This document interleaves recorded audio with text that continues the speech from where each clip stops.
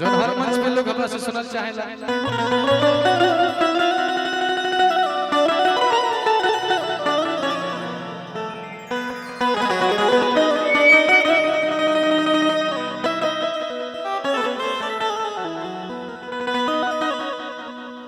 आइए कम समय में कहेगा हो कि चेहरा सुंदर हो खेता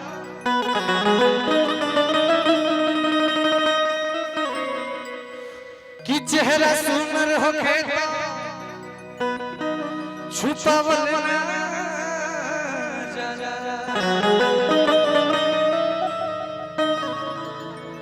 कि चाहे वाला के ऐसे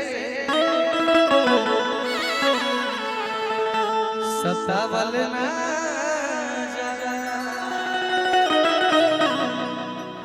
कि इन नजरिया सभे के कि इन नजरिया सभे के अरे पसंद करला कि अपना सनिया के ऐसे सतावल ना जाला।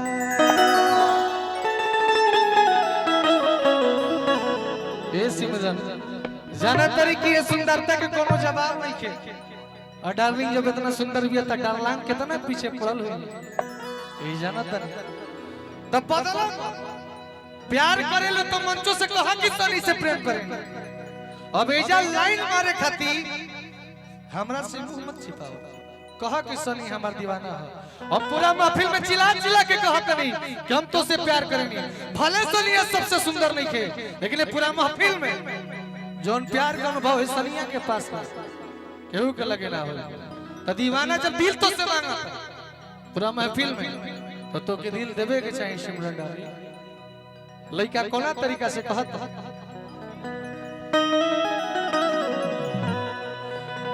कि दे दा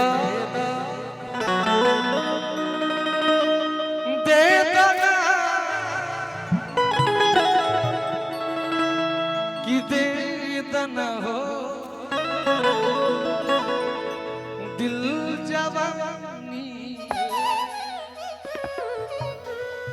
कि तोहसे मांगील प्यार कि तोहसे मांगील प्यारी हर निशानी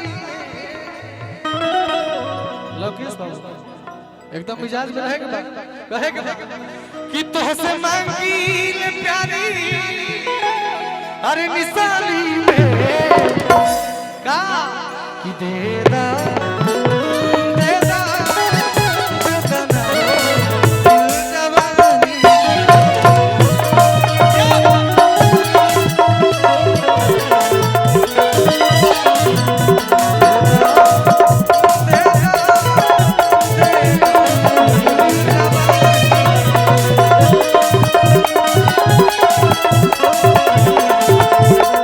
तो सब दिल प्यारी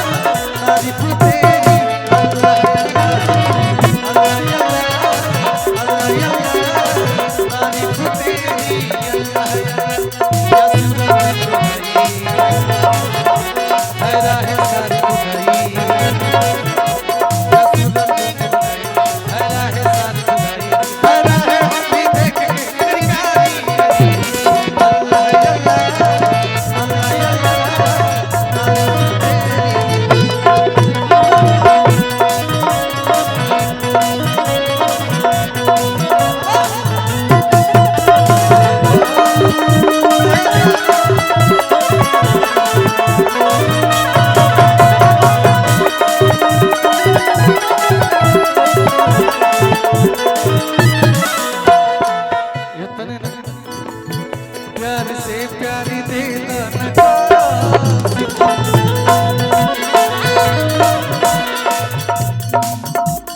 डबल डबल कोरस लेकर प्यार से प्यार दे दो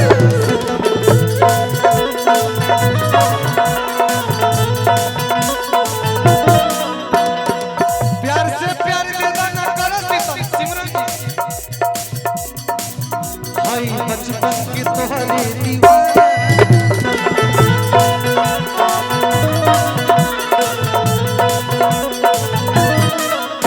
की प्यारी के रंग भरिदा रोहित भैया यही चीजवा के जब हमर गुरुजी कहि रुचि गुरुदेव श्री जी मंत्र गुरुजी हम कबो वहां लेखा होई ना पाई लेकिन झूठो की कोशिश करीला